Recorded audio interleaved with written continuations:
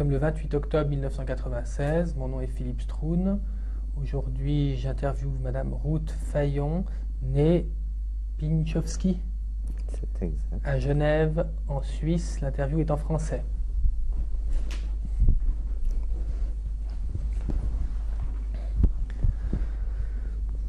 Alors, pour commencer, je vais vous demander de vous présenter vous-même en donnant votre nom, prénom, date et lieu de naissance. Je m'appelle Ruth Fayon, née Pinchowski. Je suis née le 25 novembre 1928 à Karlsbad, en Tchécoslovaquie, mais c'était encore la Tchécoslovaquie.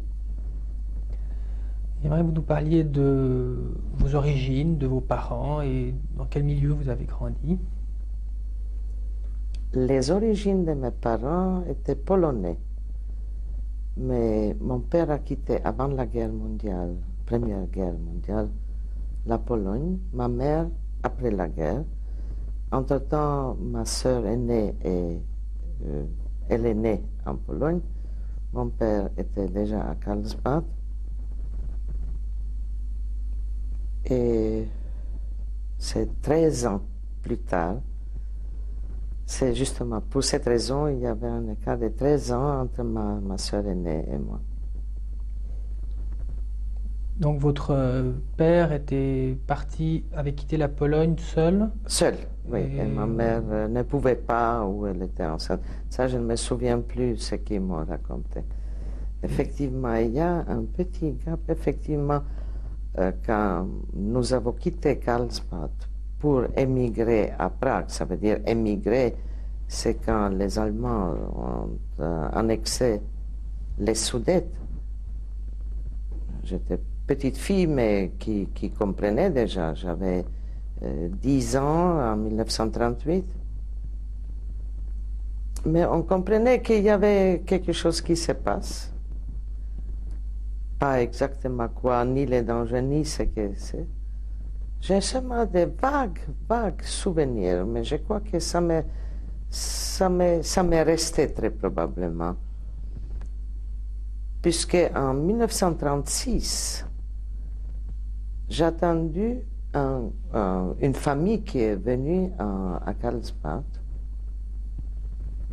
Ils se sont enfuis de l'Allemagne alors, et ils racontaient des horreurs qui se passaient en Allemagne. Mais qu'est-ce que je pouvais avoir, 7 ou 8 ans? Mais ça m'est resté, peut-être j'ai attendu ça, et je me souviens de cette famille jusqu'à aujourd'hui, parce que la mère de famille, c'était mariée femme et 2 garçons. Elle était violoniste, et elle est devenue mon professeur de violon après. Ces horreurs, ça m'est resté sans comprendre effectivement où c'était ou comment c'était, mais ils nous racontaient comment jetaient les gens par la fenêtre, comment on maltraitait les juifs, etc. Ça, ce sont les souvenirs, mes premiers souvenirs de l'horreur. Émigration, c'était pas vraiment bien. On s'enfuit tout simplement de Karlsbad. Ça, quand ils ont annexé les Sudètes, puisqu'on a tout laissé et on a attrapé un train qui était bondé, il y avait un monde inimaginable, on s'enfuit et nous, ma soeur et moi, je me souviens, elle a pris 2 poupées avec et moi j'avais un cartable avec des livres ou des cahiers d'école, c'était tout ce que j'avais. Ma sœur aînée, elle est retournée après encore à Karlsbad prendre quelques effets personnels. Et c'était comme ça notre première expérience, au fond, avec les Allemands. je vais revenir un petit peu en arrière. Au moment où de quel pays, enfin de quelle région en Pologne vos parents venaient? Des Lodz. Peut-être il paraissait que c'était à Lodz ou aux alentours de Lodz. Ce sont même des villages, une fois j'ai entendu le nom, que je n'ai jamais vu sur la carte, à dire vrai. Et quelle était la profession de votre père? On a eu un restaurant cachère à Carlsbad. Et justement, il m'est venu hier, les souvenirs me reviennent maintenant. Parfois, je les avais mis dans un petit tiroir dans ma tête. Je ne connaissais personne de notre famille. De côté maternel, toute la famille était en Argentine. Tout le monde, mes tantes, mes oncles, ma grand-mère, le grand-père, je crois, il est encore mort. De côté paternel, j'ai connu un seul cousin, un seul garçon qui avait mon âge. Je l'ai connu à Auschwitz. Lui aussi, il ne savait rien de nous, sauf qu'on était en Tchécoslovaquie. Et il attendait les transports qui venaient de Tchécoslovaquie.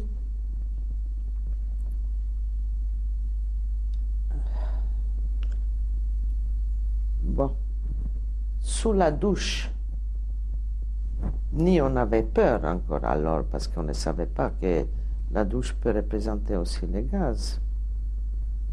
L'eau ne sortait pas beaucoup, mais il y avait des petites gouttelettes. Tout d'un coup, il y avait un jeune homme qui cherchait la famille Pinchovski de Tchécoslovaquie. Et c'est comme ça, nu devant lui, je l'ai connu, mon cousin.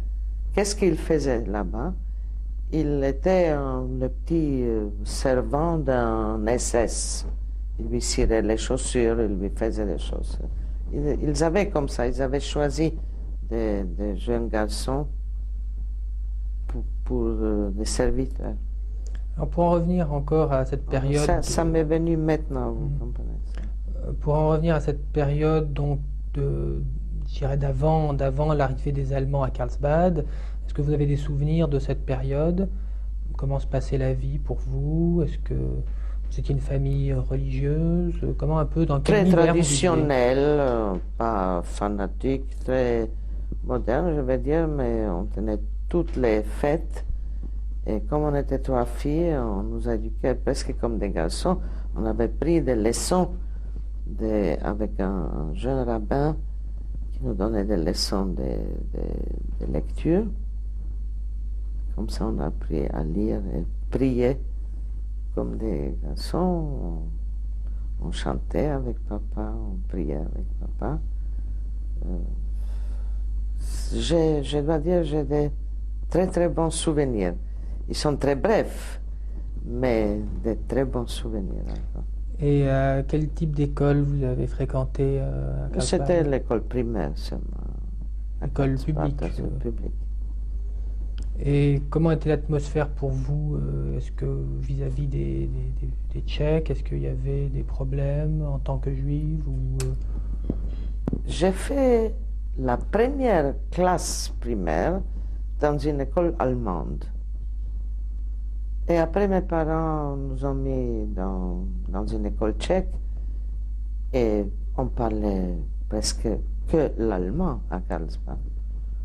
Ma soeur, ma cadette, la petite, comme je l'appelle, il y a 13 mois de différence, c'était en première classe, mais en deuxième.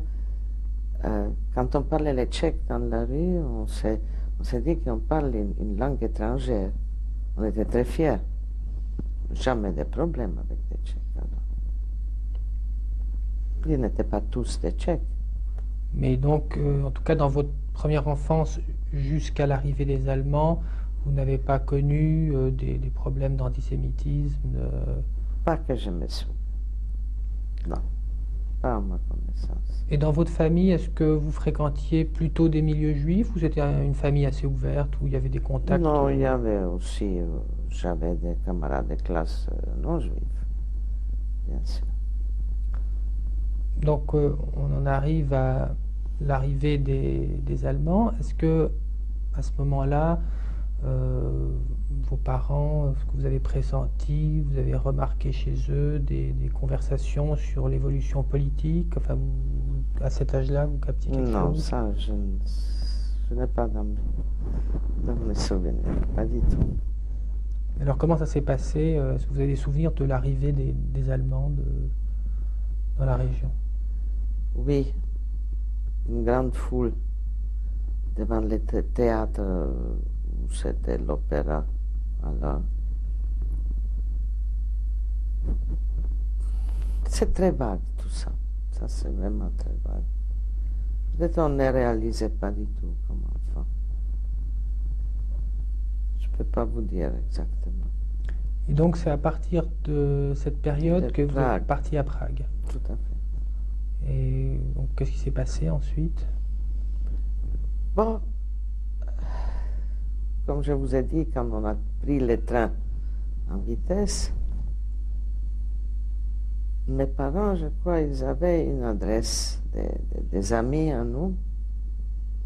Et on est arrivé la nuit. On est allé chez ses amis. Et ça, c'était vraiment quelque chose qui me restait. On a pris ça à rigolade. Parce que ma soeur et moi, on était très, très, très liés. Il y a seulement 13 mois de différence. On était comme des jumelles toujours. On faisait tout ensemble. Mais elle était toujours pas cachée derrière moi, mais elle se tenait à côté de moi comme si, jusqu'à aujourd'hui, elle cherche la protection. Et on nous a mis, avec cette famille, ils étaient déjà que des adultes, nous on était les plus petites. Je ne sais pas si on était 4 dans une chambre. Ça, je me souviens seulement qu'à la fin, on rigolait parce qu'on nous a pris de la maison et on est arrivé dans cette famille en train aussi. On ne savait pas qu'est-ce qui s'est passé vraiment, pourquoi il fallait en vitesse quitter tout ça, tout ce qu'on avait laissé. Je me souviens encore au restaurant, les tables sont restées avec les nappes blanches, tout est resté comme si on se levait des tables. La première nuit, je ne crois même pas qu'on avait dormi. Deuxième jour, mon père est allé déjà à la recherche d'une autre chambre, quelque part, ou d'un appartement où on pouvait s'installer. Et ça, il n'a pas trouvé tout de suite parce qu'il y avait une influence terrible des gens. Tout le monde est venu à Prague, à l'intérieur du pays.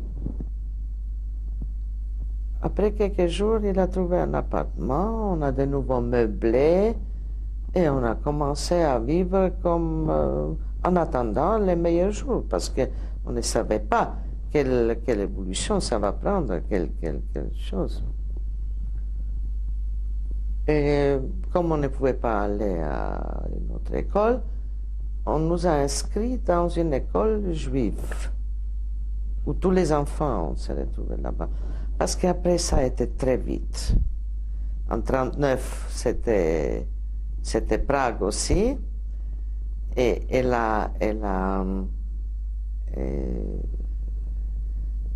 quoi vous dire, tout ce qu'il fallait faire, tout ce qu'on ne pouvait pas faire, ça allait très vite.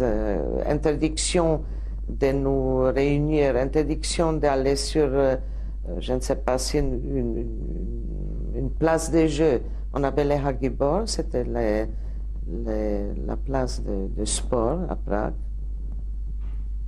Vous avez vu la photo là-bas, on a joué l'orchestre, il y avait des compétitions sportives, etc.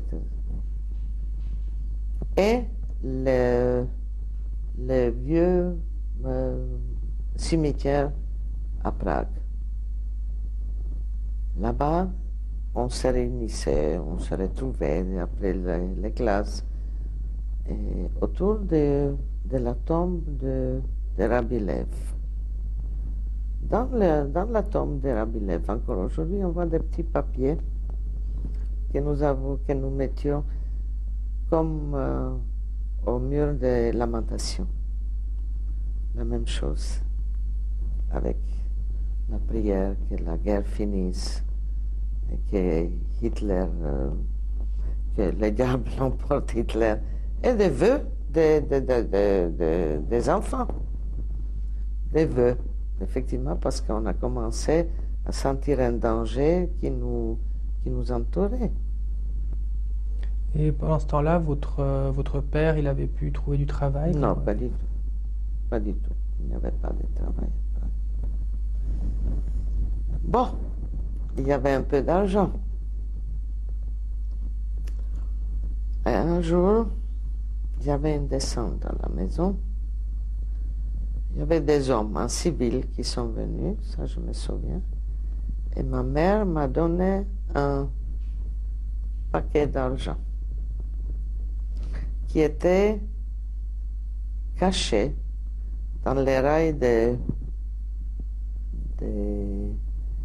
rideaux. Je ne sais pas comment, il savait qu'il y aurait... C'était un genre de... Ou c'était une dénonciation parce que...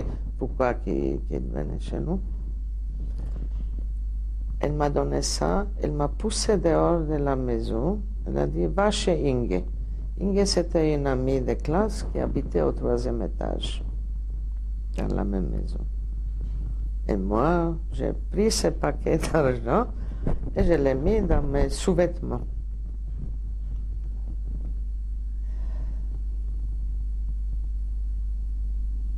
Je suis resté toute l'après-midi chez cette amie. Je ne sais pas qu'est-ce qui est arrivé, si on a amené papa avec, mais après il était relâché. On lui a demandé des questions, mais il a dit, moi j'avais cet argent. Ça c'est aussi un peu très vague, je ne sais pas comment il savait qu'il y aura une descente, comment maman avait cet argent sur elle. Ça, je ne me souviens plus. Et ces gens, c'était des Allemands ou... Oui, oui, bien sûr, bien sûr. Mais, qui cherchaient partout. Ça, c'était une chose. Après, on portait les toiles. Après, il fallait rendre tous les instruments de musique. Mais moi, je n'ai pas rendu mon violon. Je l'ai caché chez un camarade à moi qui habitait sur une ferme hors de Prague. Je l'ai caché là-bas. Lui aussi, il jouait au violon. Je l'ai caché là-bas. Caché. Je lui ai laissé. Tout le reste, il fallait rendre. L'or, on nous a pris. Il y avait toute une liste de choses. Je cherchais justement cette liste parce que je tenais beaucoup à voir la signature de mon père qui avait une très jolie écriture. Je cherchais, mais je pensais que ma sœur aînée avait ça en Israël parce qu'elle a quitté la Tchécoslovaquie en 1939. Elle a quitté illégalement, elle est partie en chose. Et à votre arrivée à Prague, au départ, elle était avec vous? Elle est venue avec nous, mais tout de suite après ça, illégalement, elle est partie en Palestine. Alors. Elle avait beaucoup de papiers, beaucoup de documents. D'ailleurs, toutes ces photos que j'ai aujourd'hui, c'était chez elle. Nous, on n'a plus rien retrouvé.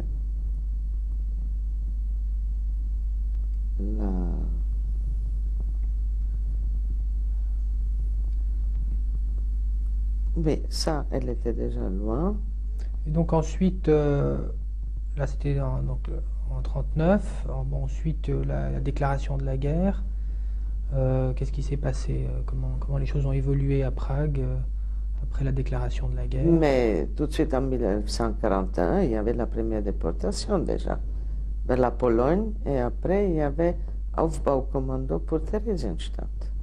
Alors pour vous, dans votre famille, comment ça s'est passé entre 39 et 41? Je ne peux pas dire que c'était une vie normale, mais il fallait s'adapter. Nous, on était à l'école, maman à la maison, papa. Papa était après arrêté une fois. Il était arrêté parce qu'il est venu au transport directement où c'était alors à cause de cet argent qu'il est resté. Je ne me souviens plus la date. Ça, c'est ces dates, je ne me souviens plus. Il est venu directement dans les transports depuis la prison. Dans le transport? Dans les transports. Et les transports, vous savez, c'était le soir, ou parfois tard dans la nuit, on frappait sur la porte, vous apportez l'ordre de vous présenter le lendemain au agent de Palexpo. Ça s'appelait Veletržní Palác, c'était effectivement Palexpo, avec 20 kilos. Alors, un petit rucksac ou un sac à dos ou une valise sur laquelle il y avait les noms et les numéros du transport. Chacun avait un numéro. Je me souviens même encore de mon numéro. C'était BA, le transport BA 849. Donc ça, c'était à quel moment? Le 10 août 1942. Donc ça, c'est quand vous avez été convoqué pour la déportation? Pour la déportation. D'accord. Et ça s'est passé, donc toute la famille ensemble? Ensemble. D'accord. Oui. Ça, on fermait la porte et on laissait tout. Et donc c'est-à-dire qu'ils venaient chez vous et ils vous convoquaient? Comment ça se passait? Oui, on a reçu la convocation ou le soir ou même la nuit. C'était ça. D'ailleurs, ça, on s'attendait tous les jours et à tout moment. Et ensuite, ils vous convoquaient, mais vous y alliez tout seul le lendemain, donc ils ne venaient pas Oui, vous oui. chercher, c'est ça. Et à l'époque, est-ce que vous, vos parents, est-ce que vous saviez à peu près en quoi ça consistait? Destination inconnue. Destination inconnue. Au palais, je ne sais même pas comment appeler ça. C'était Un palais-expo. une halle d'exposition, en fait. Oui, c'était un grand chasse. Là-bas, on est resté 1 ou 2 jours enregistrés, vous savez. L'administration allemande était parfaite, il faut dire. Et on écrivait tout.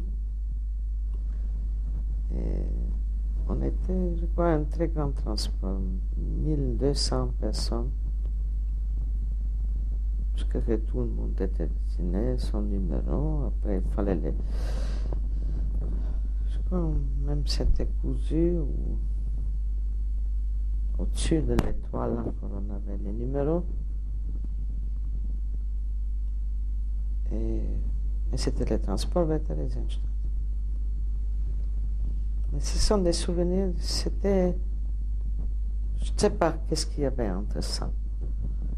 De nouveau, la jeunesse a aidé beaucoup pour ne pas tomber vraiment dans le désespoir. Parce que quand vous voyez des gens que vous connaissez, qui est là, on n'était pas soulagés, mais c'était un soutien quand on rencontrait encore quelqu'un qui était dans les mêmes transports. De nouveau, inconnu, on pensait que c'est un camp de travail, c'est ça ce qu'on nous disait toujours. Et dans quelles conditions s'est passé le transport? Dans des wagons de bestiaux. Comme toujours. Et ça a duré combien? Un peu moins, peut-être un peu moins entassé que celui de Theresienstadt à Auschwitz. C'était peut-être un peu moins dramatique. Peut-être, mais c'est très vague pour moi. D'ailleurs, Prague et Theresienstadt, c'est à peine 2 heures de temps. Ce n'est pas... Mais pour Auschwitz, ça nous a pris 2-3 jours. Et donc ce transport à Theresienstadt, en fait, toute la halle a été... ça s'est fait en une fois. Donc comment ça s'est passé? Quand vous étiez réunis dans cette halle? Oui, ensuite... mais oui, tout le monde. C'était ce transport qui était dessiné. Alors comment ça se passe ensuite, donc votre arrivée à Theresienstadt? Là, de nouveau, il fallait ils appelaient ça Schleuse. Ça veut dire, c'était un genre de sélectionner et regarder qu'est-ce que nous avons dans les valises. Certaines personnes ont même perdu leurs valises parce que ça n'avait pas beaucoup de valeur. Pas beaucoup de valeur. Pour nous, ça avait beaucoup de valeur.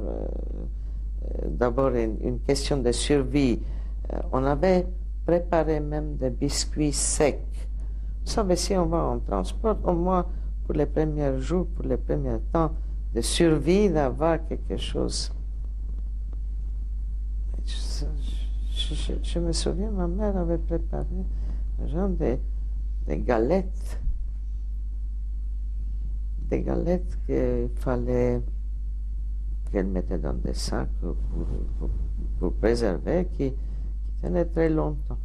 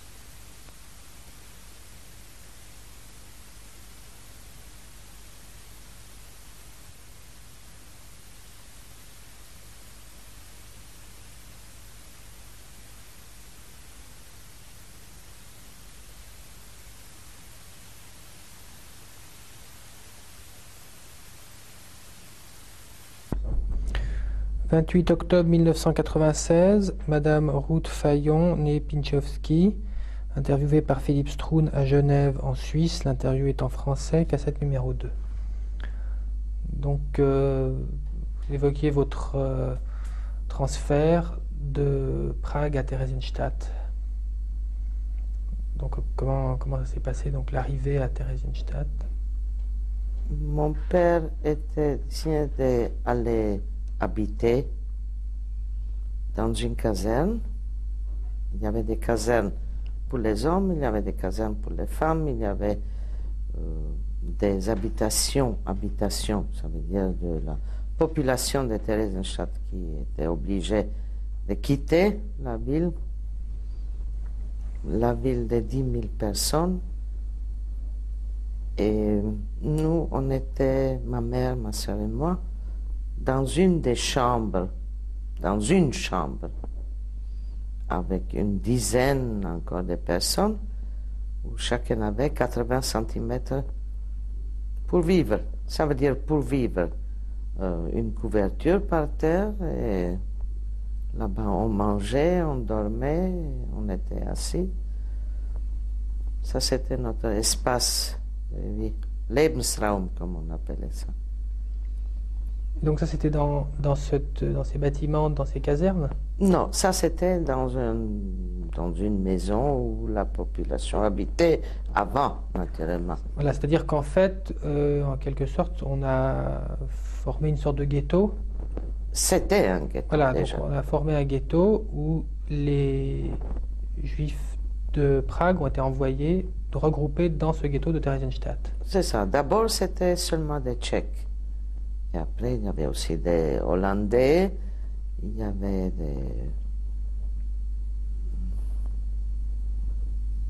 des Autrichiens, des Allemands. Pas un grand nombre, parce que ils avaient une autre destination. Mais dans une ville où normalement habitaient 10 000 personnes, peut-être, parce que des garnisons, il y avait des soldats là-bas dans les casernes, il y avait parfois entre 80 et 120 000 personnes. De là, on les a transportés après soit à Auschwitz ou dans des autres endroits. Donc vous, avec votre mère, vous étiez dans le ghetto, et votre père n'était pas avec vous? Votre père était avec vous, il vivait avec vous. Dans les ghettos. Il avait même la chance de trouver comme travail dans une des cuisines où on distribuait la nourriture pour tout le monde. Et ce ghetto, il était fermé ou comment ça se Il était passait? fermé. Il y a, autour de Theresienstadt, il y a des fortifications. Pour ça, c'était comme si c'était fait pour nous, malheureusement.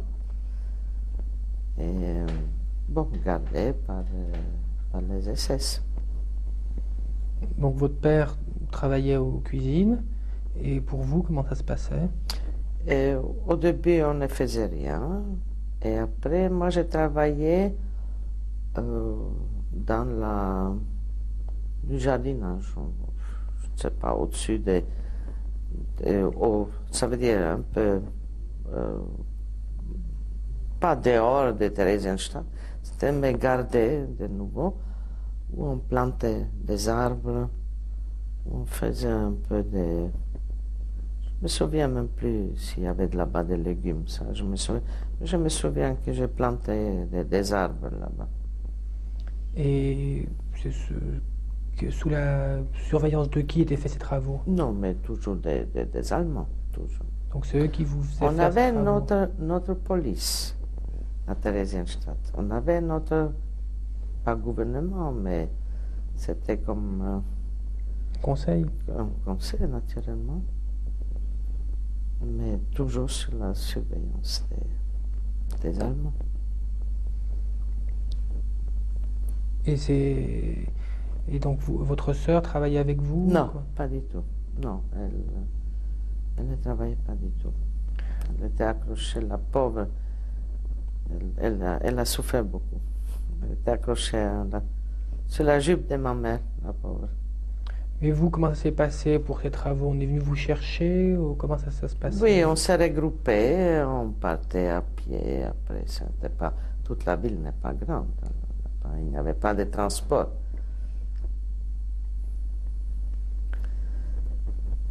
La vie à Theresienstadt, vous voulez savoir?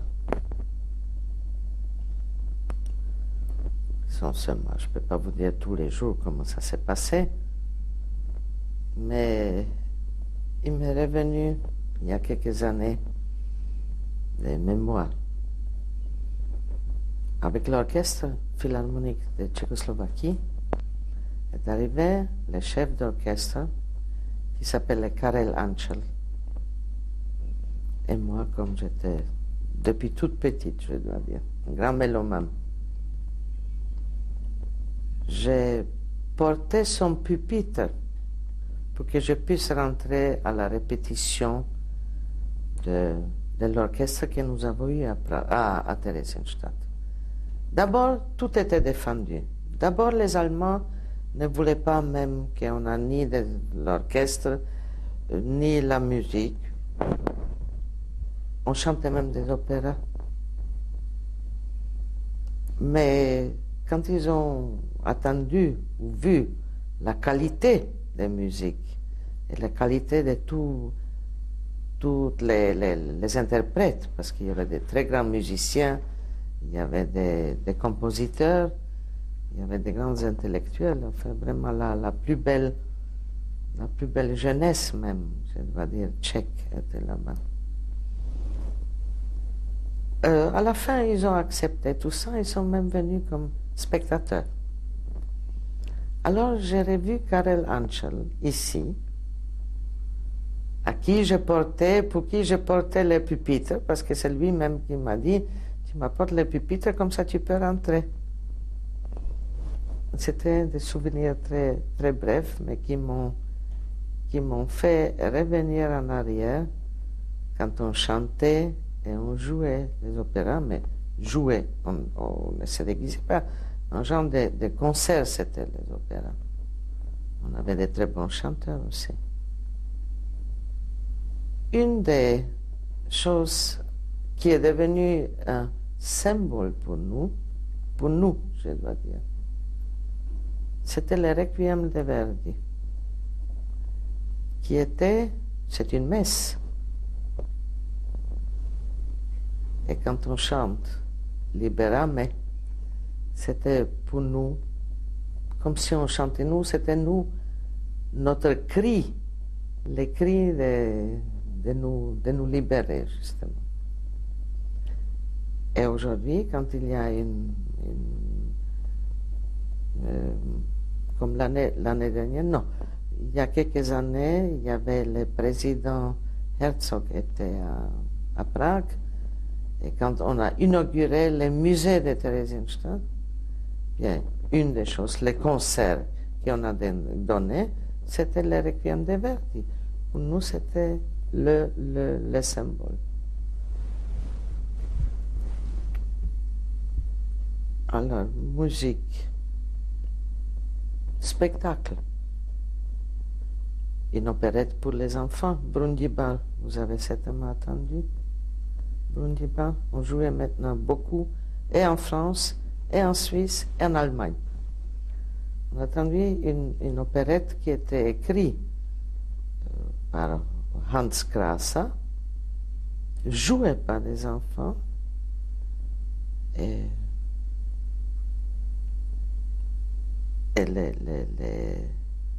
les sujets, au fond, est de nouveau de combattre les biens contre les mal.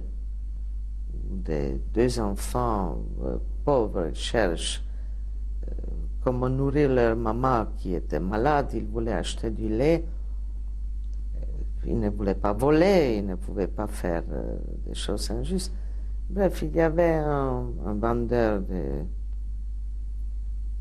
glaces, ou je ne me souviens plus ce qu'il vendait.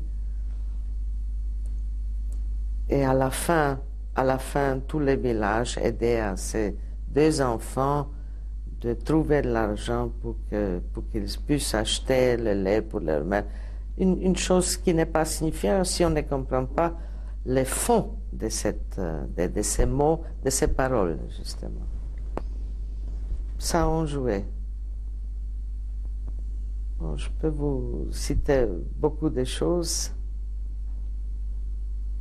Pour nous, je ne peux pas dire jouer comme si tout était normal, sous des conditions absolument primitives, des conditions, des moyennes, je vais dire, primitives.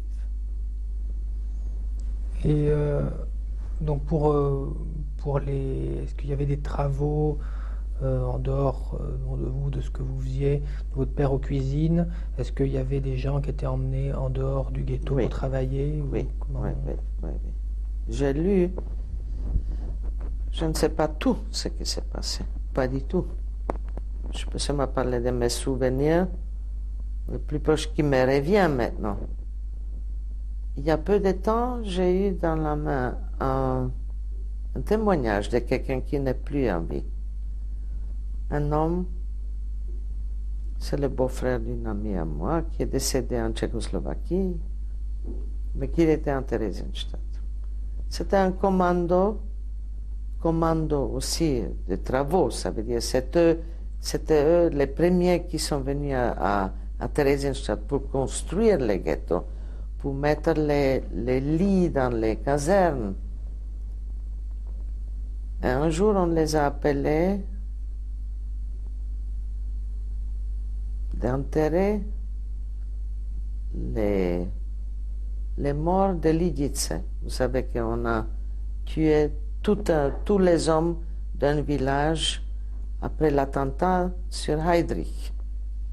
Heydrich, qui était le commandant de Tchécoslovaquie, il y avait un attentat à Prague, et soi-disant les auteurs de cet attentat se sont cachés à Lidice, qui n'est pas très loin de Theresienstadt.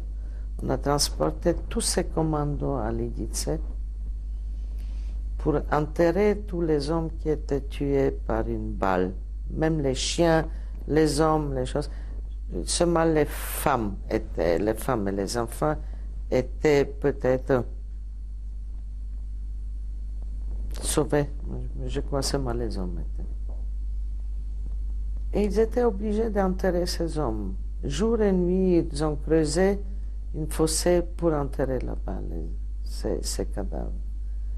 Ils ont eu peur qu'après ça, comme témoin, on va les tuer aussi, ces hommes, ces commandos de Theresienstadt. Et ça, c'était pour moi aussi une chose que j'ignorais complètement, que ça existait, qu'il y avait un groupe de jeunes gens qui étaient obligés de faire ce travail. Ils étaient appelés, ça veut dire on les a amenés depuis Theresienstadt. Et donc, comment ça s'était organisé pour votre père? Donc, lui était aux cuisines. Il y avait une cuisine qui fournissait... Non, il y en avait plusieurs cuisines.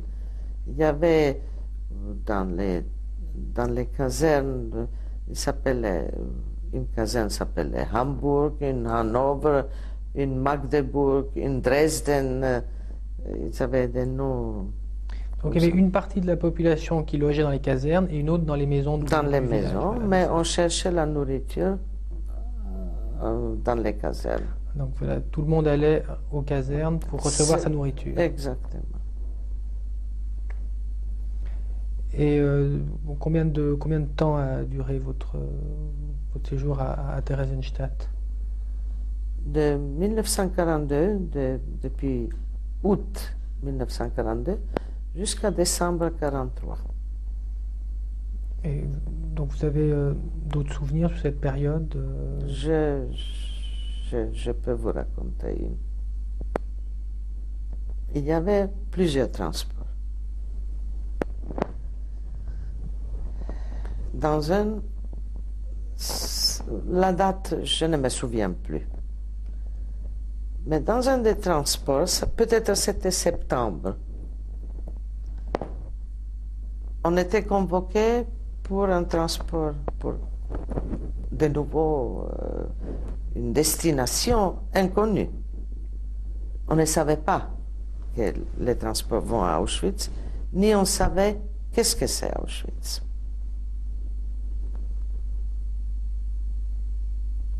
Et je pense que c'était septembre parce qu'il y avait juste un transport qui partait pour Auschwitz. Une infirmière, une amie à nous, a dit à mes parents, peut-être je peux vous aider de ne pas partir avec ce transport. Est-ce que toi, Ruth, tu es prête de boire de la benzine? Inconsciente, comme seulement on peut être comme enfant. Je dis, qu'est-ce que ça représente? Je vais te mettre sur du sucre, un peu de benzine, et tu auras la fièvre. On va te transporter à l'infirmerie. On va dire que tu as la scarlatine. Si un était malade, comme ça, on sortait toute la famille du transport. Et j'acceptais. Et cette infirmière, et toute la journée, elle me pinçait les ventres. Elle voulait voir si j'ai des taches rouges, parce que si on pince, quand on a la scarlatine, ça laisse des traces rouges. Je ne savais pas, mais elle a essayé. On m'a transporté à l'infirmerie, on m'a mis là-bas comme j'avais la scarlatine, soi-disant. Que j'ai attrapé là-bas. J'ai attrapé après la scarlatine.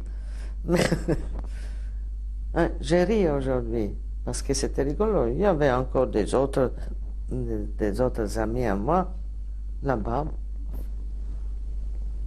Ce transport de septembre, il est parti. Sans nous. Moi, je suis resté, je ne sais pas, peut-être 2 semaines dans cette infirmerie. Je suis ressorti et on était convoqués pour le transport de décembre. Là, il n'y avait plus rien à faire. Je ne pouvais pas attraper 2 fois la scarlatine. Et on est partis tous. Papa, ma mère, ma soeur et moi. Le transport était terrible, ça veut dire les transports, les trains. Et arrivé à Auschwitz, je suis né dans les camps B2B, ça veut dire les camps tchèques. Pas seulement tchèques, mais des familles. Familienlager, ça s'appelait. Et ces camps avaient un seul avantage, que pendant 6 mois, il n'y avait pas de sélection. Ça, c'était à Auschwitz. Auschwitz, Birkenau. Pas de sélection, comme dans des autres camps, il y avait, où Mengele venait faire des sélections. Mais après 6 mois, tout le monde est passé par la chambre à gaz. Ça veut dire, j'ai sauvé ma famille du transport de septembre de la chambre à gaz. Parce que les transports qui étaient avant nous, les transports de septembre, ils sont allés tous. Le 7 mars, tout le monde était gazé. 7 mars 1944.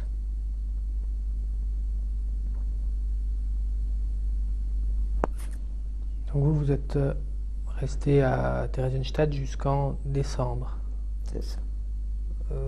Décembre 1943. D'accord. On est arrivé en décembre à Auschwitz. Il y avait encore les transports de septembre là-bas aussi.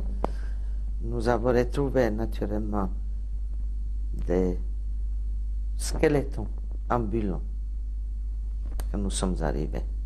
Des amis qu'on connaissait, qu'on était. Alors, eux, ils nous ont déjà raconté après ce que c'était Auschwitz. Donc pour vous, en arrivant à Auschwitz, en descendant du train, Pardon. donc vous étiez encore avec toute votre famille. Oui. Et donc là, comment ça s'est passé? Vous êtes... Papa était d'un côté, nous les femmes de l'autre côté, mais ils étaient dans le même camp. Seulement de l'autre côté je ne peux pas dire de la rue, parce que ce n'était pas une rue, c'était la boue. Mais de l'autre côté, ça veut dire de deux côtés, il y avait d'un côté les femmes, d'un côté les hommes. Donc là, vous avez été séparés. C'est ça. Mais on les voyait. De nouveau, il avait la chance d'être mis à la cuisine. Lui, au moins, il avait une cuillère de soupe en plus. Et pour nous, il y avait aussi un peu de soupe de plus. Un peu. On vivait d'une tranche de pain et d'une soupe par jour. Donc là, vous avez pu rester avec votre mère 6 mois. Jusqu'à une sélection. Une sélection que c'était un hasard que les Allemands avaient besoin d'une main-d'œuvre bon marché. Alors ils ont envoyé les prisonniers, nous, en Allemagne pour des travaux de playage après le bombardement. On a choisi les femmes entre 18 et 45 et les hommes aussi. Ma soeur et moi, on était en dessous de 18 ans et ma mère était au-dessus de 45 ans.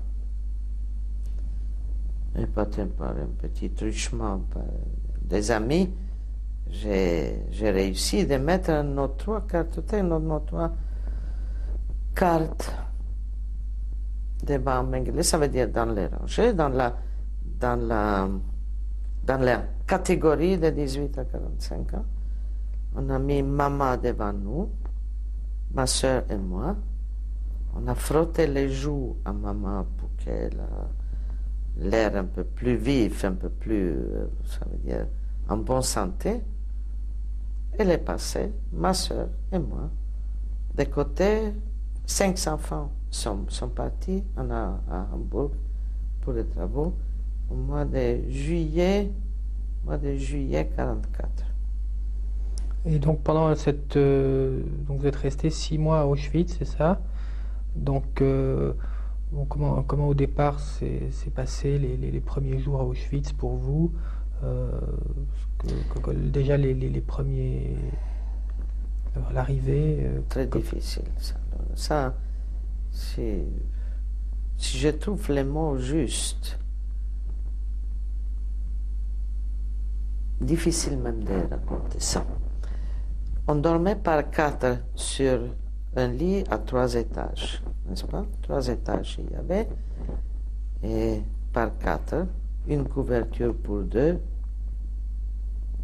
sur un sac, c'était de la paille. À Auschwitz, on nous a tout pris, tout ce qu'on avait encore, en apportant depuis Theresienstadt, on nous a tout pris, les valises ou les sacs ou ce qu'on avait, et on nous a donné des habits des autres personnes qui étaient déjà contrôlées, s'il n'y avait pas de pièces d'or, de l'argent, des brillants, etc., tout ce qu'on met dans les coutures des habits. Quand on est en fuite ou quand on est déporté. Alors moi, j'ai reçu de très jolies chaussures à hauts talons, par exemple. C'est-à-dire qu'à votre arrivée, on vous a donné des habits civils? Mais c'était civil, tout, les premiers temps. C'était au mois de décembre, au talon, pas de sous-vêtements, un tailleur, mais il fallait continuer, il fallait marcher. Ma soeur a reçu quelque chose qui était trop grand pour elle, ma mère a reçu quelque chose qui était trop petit, parce qu'on vous jetait comme ça les habits, on l'a habillé. Bon. Et quand on dit qu'on est plus fort que du fer, qu'au mois de décembre, sans manteau, sans être vraiment protégé, on n'a pas attrapé un rhume. Et en Haute-Silésie, il fait très froid, je peux vous dire. Tout pour moi, tous ces jours, c'est un miracle, quelque chose, on ne peut pas raconter même ça. Et je ne sais pas comment je suis arrivé dans une baraque où on triait les habits de tout ce qu'on nous a pris. Par exemple, après avoir déjà contrôlé les habits, ils étaient mis dans une baraque et là-bas, nous avons trié des pulls, des pantalons, des costumes, tout ça. On triait. J'ai travaillé là-bas. Encore une amie que j'ai ici, pas ici, après. Je ne sais pas comment je suis arrivé là-bas, mais j'étais travaillé là-bas. Et là, vous avez travaillé, donc vous étiez seul ou vous avez pu... Pas ma mère, non, mais des amis encore. Alors, on a essayé de nous habiller, d'échanger ce qu'on avait qui ne nous convenait pas avec les choses.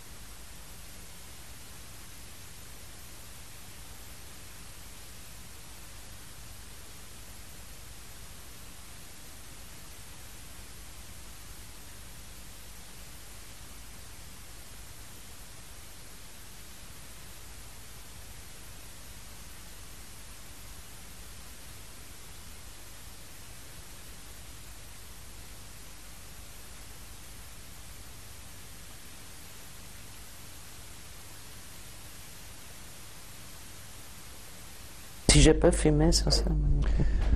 28 octobre 1996, Madame Ruth Fayon-Nez-Pinchowski, interviewée par Philippe Stroun à Genève, en Suisse, interview en français, cassette numéro 3.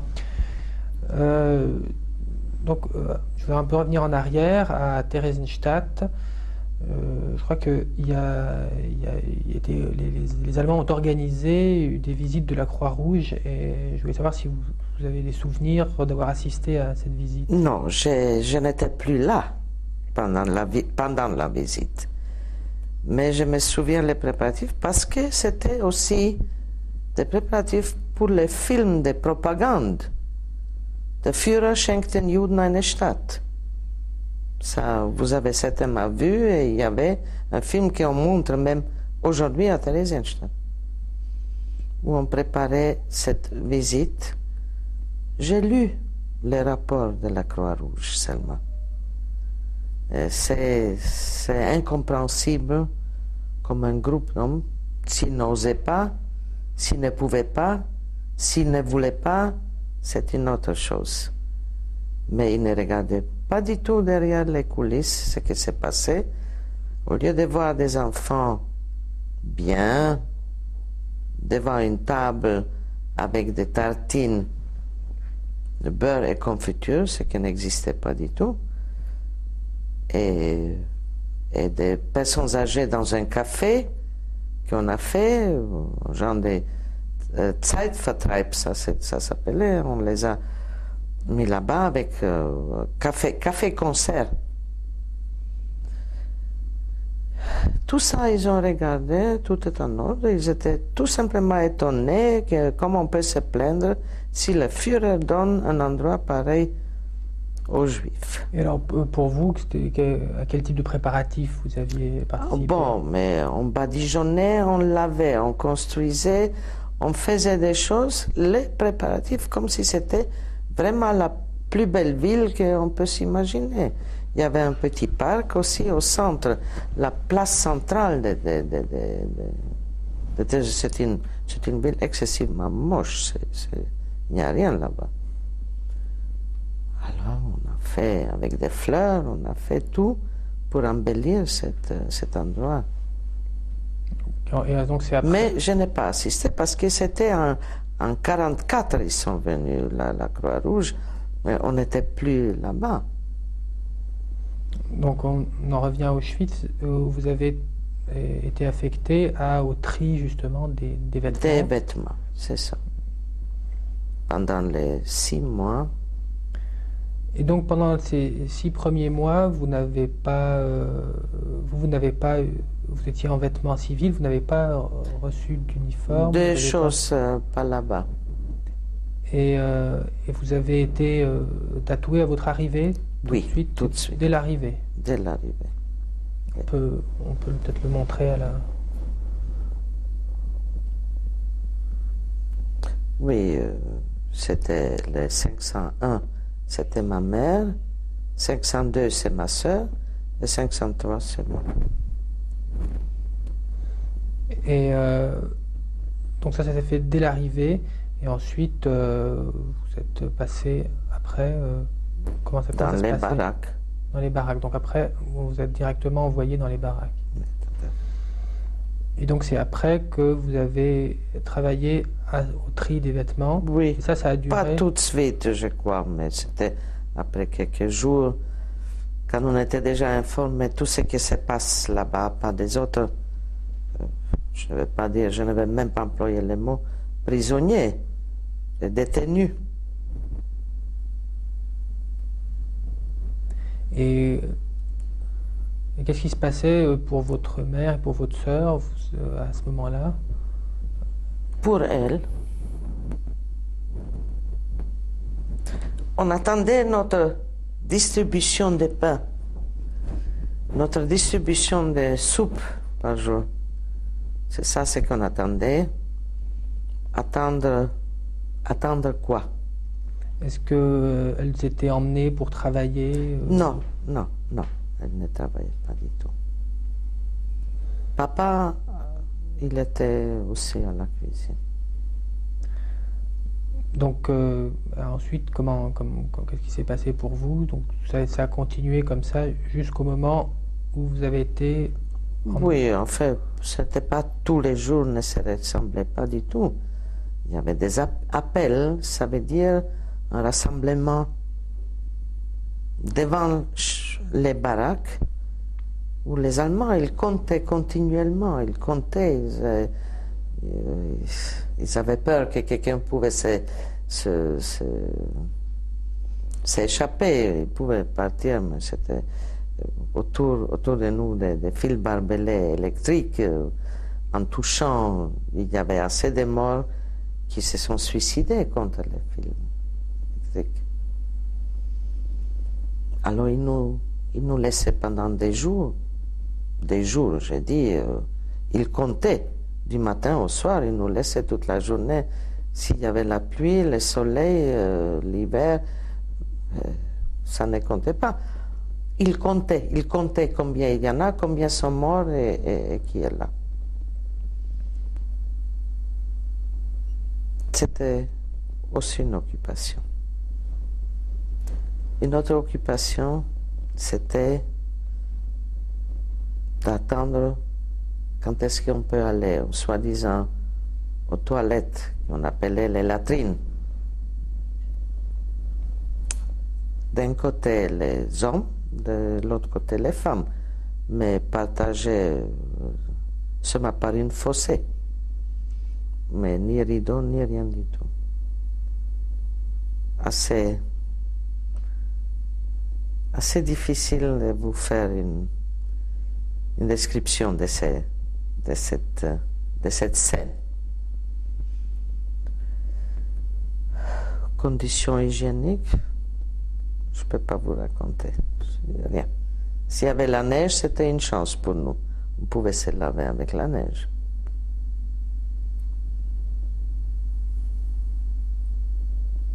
Comment on vivait? On vivait.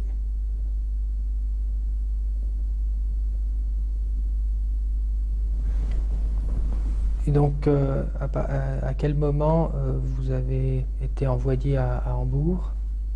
Après la sélection de ces groupes de femmes, ça veut dire de cette entre 18 et 45 ans, je me souviens exactement de la date parce que c'était le jour d'anniversaire de ma mère, le 5 juillet 1944. Et on a vu encore papa qui nous a demandé si je connais l'adresse de ma sœur aînée qui est partie en 1939 en Palestine alors. Il m'a demandé est-ce que tu te souviens de son adresse parce qu'après la guerre on va se retrouver. J'ai dit oui papa, je sais. Et ça c'était la dernière fois que j'ai vu mon père qui était envoyé à Blechhammer, après il a fait la marche de la mort jusqu'à Buchenwald, où il est décédé en janvier 1945. Mais ça, tout ça, on ne savait pas non plus. On ne savait pas où il était, ni s'il vivait, rien du tout. C'est au retour en Tchécoslovaquie, on a appris ça.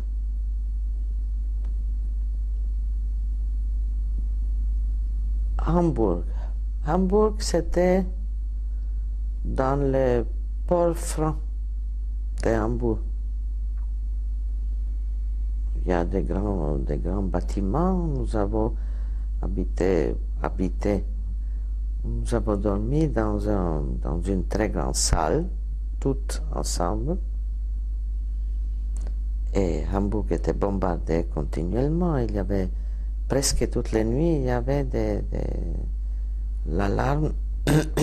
On nous a fait descendre au sous-sol. Mais le sous-sol qui était dans l'eau. Il y avait l'eau qui coulait sous cet immeuble. Fatigué comme on était parce qu'on travaillait toute la journée. On s'endormit sur les sables, sur les pierres là-bas. Les rats qui marchaient sur nous. Des rats. Comme ça on vivait. Et là, c'était dans ces sous-sols que que vous logiez en fait. C'était là qu'on vous... Non, c'était pendant l'alarme. Pendant Pendant l'alarme. l'alarme.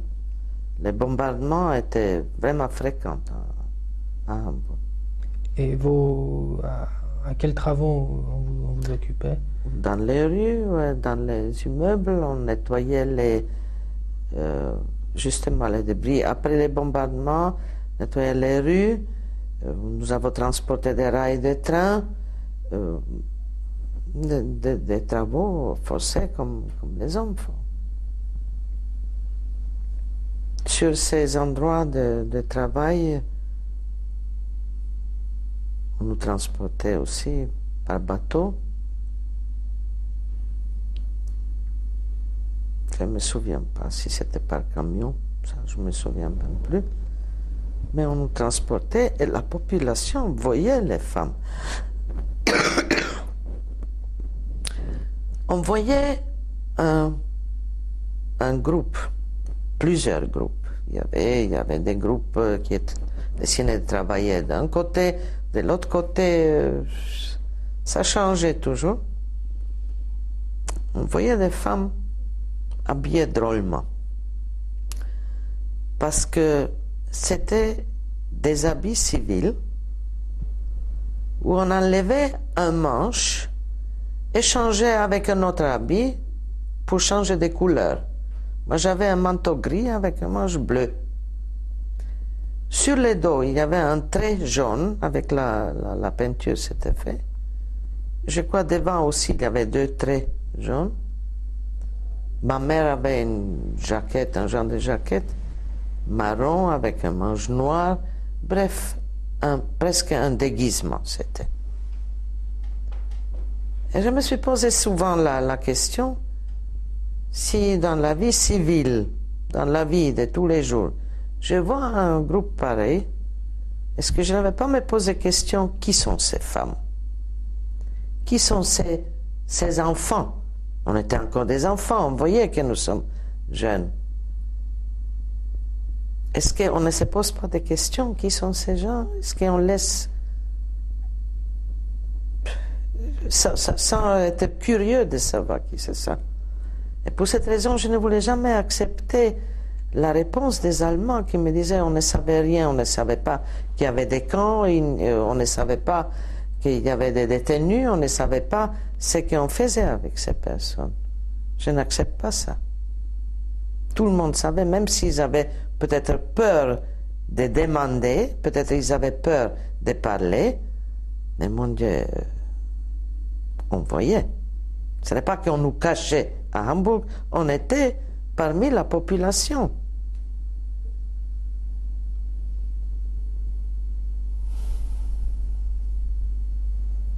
Et donc à Hambourg, vous êtes resté jusqu'à quel moment? Non, on a changé de Hambourg aux alentours de Hambourg. C'était Neugraben, ça s'appelait.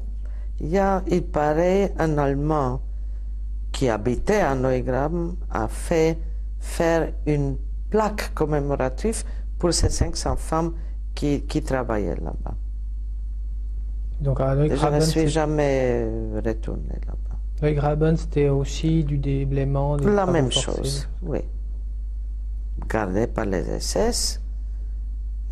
Tiefstack, la même chose. Et on avait même deux fois, on a bombardé notre camp. À côté de nous, il y avait des prisonniers de guerre russes. Et le 15 mars 1945, on nous a dit qu'on change de camp. Alors, de nouveau, dans les trains. Et où on va? Personne ne savait, même les femmes SS qui nous accompagnaient ne savaient pas où on nous amène. À une station où les trains s'arrêtaient, Bergen-Belsen n'était pas loin de Hambourg. C'est entre Hambourg et Hanovre, c'est Bergen-Belsen. Alors, il n'y a pas tellement de distance, mais les trains, ils s'arrêtaient plusieurs fois. Et une des femmes SS, après un de ces arrêts, elle est revenue, elle avait la sympathie pour moi et ma famille, ma mère et ma soeur. Elle est revenue et elle m'a dit, Ruth, vous allez dans un camp d'extermination, enfuis-toi. Et j'ai dit, mais comment je peux m'enfuir? D'abord, je n'avais même plus la force. Et secondo, je lui ai dit, je ne peux pas m'enfuir, j'ai ma mère et j'ai ma soeur ici, je ne peux pas. Alors, fais attention à l'hygiène. Alors ça, c'était vraiment quelque chose qui est la chose la plus ridicule de dire. Hygiène. Elle voulait dire que je me lave les mains plus souvent. S'il y avait de l'eau, s'il y avait du savon, tout ça. C'était quelque chose, presque un cri d'une désespérée. Elle ne pouvait pas faire plus pour moi que me dire « enfuis-toi ». Mais j'ai dit, qu'est-ce que c'est? Non, il y a la typhus, il y a des maladies, alors fais attention à l'hygiène. C'était vraiment ridicule. On est arrivé, on a marché depuis le train jusqu'à Bergen-Belsen, jusqu'à la porte, le portail de Bergen-Belsen. Là-bas, ils nous ont laissé les SS, ils sont retournés. Mais au portail, elle m'a demandé, ne m'oublie pas, je m'appelle Eva Borowski. Nous sommes rentrés au camp, c'était le mois de mars. Un mois plus tard, on était libérés par les Anglais. Mais entre-temps, ma soeur et moi, nous avons attrapé la typhus. On pesait 35 kilos chacune. On n'arrivait pas à monter une marche. On n'avait pas du tout la force.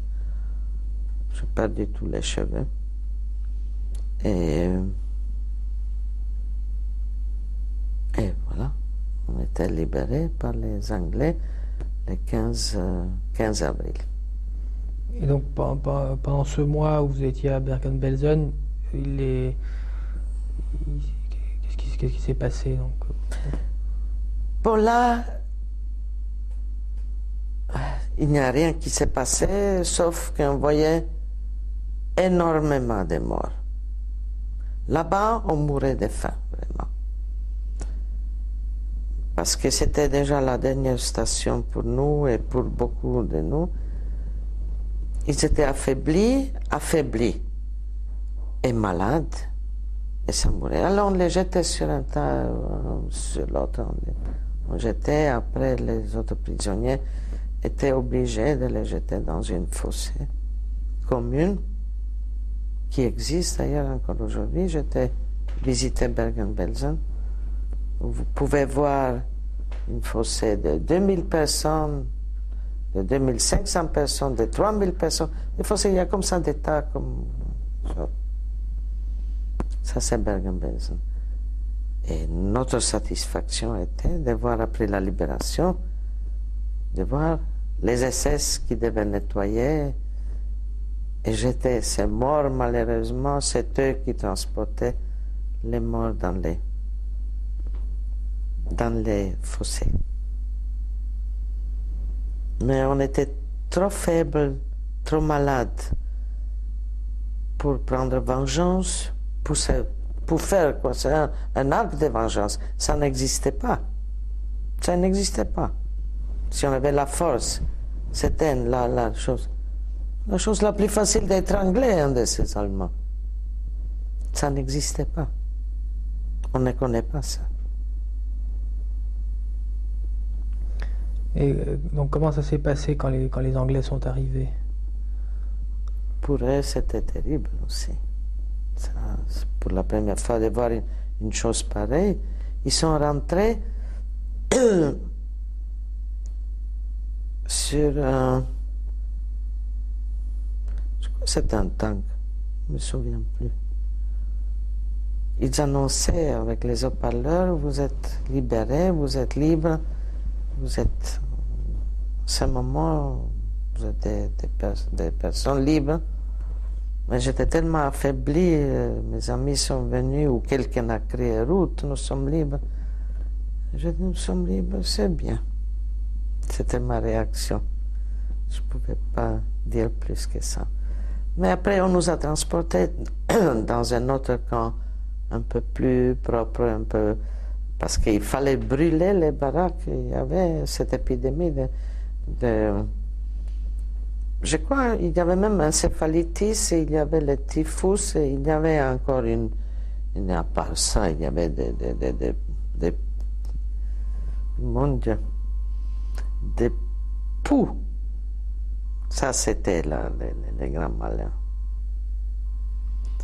Alors, je crois qu'ils ont brûlé les baraques après. D'ailleurs, il n'y a rien là-bas, on ne voit rien. C'est un grand monument. Donc ensuite, tous les malades, ils les ont regroupés dans un autre camp. Et là, vous avez été soignés. On était soignés et secondo, c'était encore la guerre. Ce n'était pas encore l'armistice. Ce sont les 8 mai. Et de nouveau, même le 8 mai, on était encore trop faibles pour se déplacer. Et on attendait qu'on nous répatrie en Tchécoslovaquie. Donc là, vous étiez aussi avec votre mère? Oui, et ma soeur. Et donc, à quel moment vous avez pu être rapatrié? Au mois de juillet aussi, on est rapatrié. Et là, à peine arrivé à Prague, nous avons appris que papa est décédé. 6 semaines avant la libération. Et alors, comment ça s'est passé pour vous à Prague? On est resté quelques mois, jusqu'à ce qu'on a repris un peu de force et de se rendre compte qu'il faut recommencer à vivre. Je suis parti à Karlsbad, voir ce qui est resté de nos biens. Absolument rien. Et on a cherché un appartement qu'on a reçu après de la municipalité. Moi, j'ai commencé à étudier, je voulais faire la pharmacie et je prenais des cours et après j'étais préparatrice dans une pharmacie comme ça j'ai fait. Malheureusement, il y a le régime qui a changé. Et quand on a proclamé l'État d'Israël, naturellement, notre but était d'y aller en Israël. Ma sœur, elle est partie en 1947, illégalement, avec un transport d'enfants en Palestine. Alors, c'était encore... Et ma mère et moi, nous sommes partis en 1949. C'était déjà les communistes et on ne voulait pas rester. On est parti en Israël.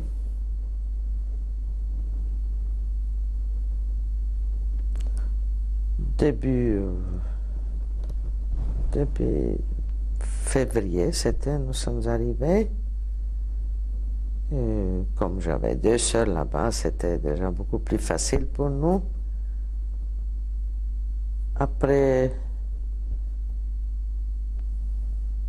j'ai fait mon service militaire en Israël. 2 ans. J'ai connu mon mari et je suis parti à Istanbul. Je me suis marié à Istanbul parce qu'il habitait en Turquie. Et lui, il habitait. Bulgare. Quelle était sa profession? Il était la 4e génération dans les pots. C'est que mes fils continuent maintenant. Dans les pots d'habits. Le cuir? Les cuirs. Mais ce n'était pas les pots, ce sont les pots bruts.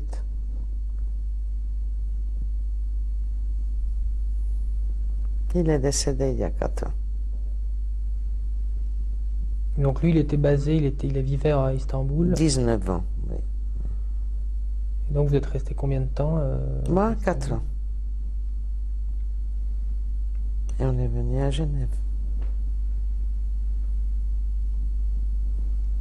vous avez eu des enfants. Une fille et des jumeaux, 2 garçons. Et maintenant, j'ai 2 petites filles, un garçon. Et vous-même, vous avez exercé une profession, vous avez... Ici? Enfin, après, en Israël ou en... Non, après Israël, j'étais à Istanbul. À Istanbul, les femmes ne travaillaient pas dans les temps. Et quand je suis venue ici, j'avais les mains pleines avec mes 3 enfants. Après, je me suis donné un peu plus de liberté d'être dans la vie publique, ça veut dire dans notre communauté, au comité de la communauté. J'étais vice-présidente de la communauté jusqu'à l'année dernière. Et maintenant, j'ai pris la retraite pour m'occuper de mes petits-enfants.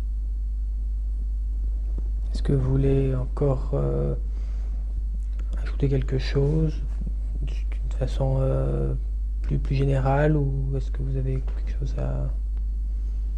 Pour mes enfants, un avenir sans problème et dans la paix, c'est tout. Et pour nous tous, au fond. Merci.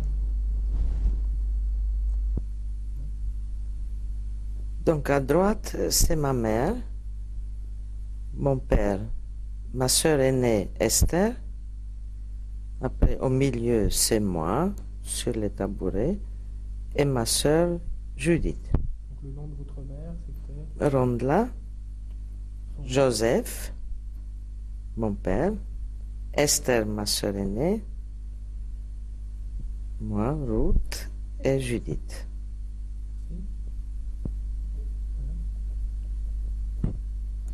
Je commence au milieu. Ma sœur aînée Esther. Après, à gauche, c'est ma mère Rondla. Ruth, c'est moi. Mon père Joseph. Et ma sœur Judith.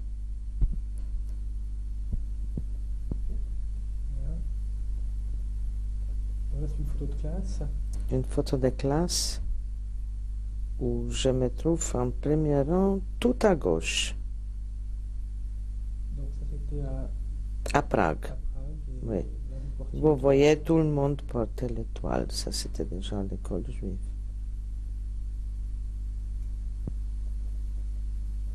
Donc là, on vous voit, c'est un détail de la photo précédente, on vous voit tout à gauche.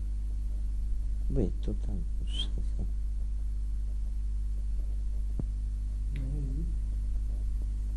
Donc cette photo était prise dans un cimetière à Hambourg, prise par une femme SS. Et on nous voit avec les visages ronds, mais qui n'était pas du tout naturel parce qu'on était tout gonflé de l'eau. On n'avait pas une autre nourriture que de nouveau une tranche de pain et une soupe de, je ne sais pas de quel si c'était des légumes, par jour. Et nous, on était gonflés, les pieds, les visages, les mains, tout était gonflé. On a l'air bien nourri. Et comment vous avez conservé ces photos? Ou dans un gant ou dans les manches de mes habits. Ils sont d'ailleurs assez abîmés comme ça. Mais je voulais garder ça. Et j'espérais qu'on ne les retrouve jamais sur moi. Ça pouvait coûter ma vie. Vous pouvez voir la différence aussi de nos habits. Un manche, un gris chez ma sœur, ça veut dire gris, on ne voit pas les gris, mais je peux vous dire que c'était une autre couleur de sa jaquette. Devant, on voit un trait qu'elle a sur la jaquette. C'était avec la peinture pour qu'on nous voit, pour qu'on nous reconnaisse de partout. Donc l'autre personne, c'est votre mère. C'est ma mère.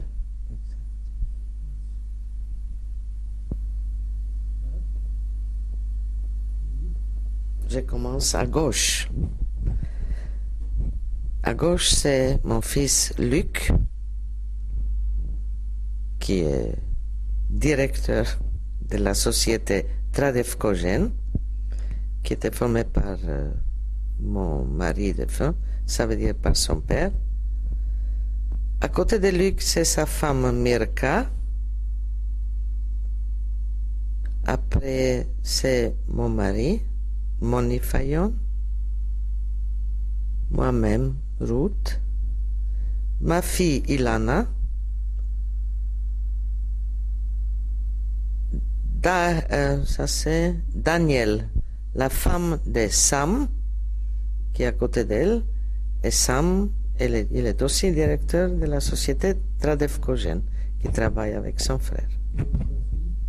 Ma fille est en Amérique. Elle étudie l'architecture et décoration d'intérieur à New York.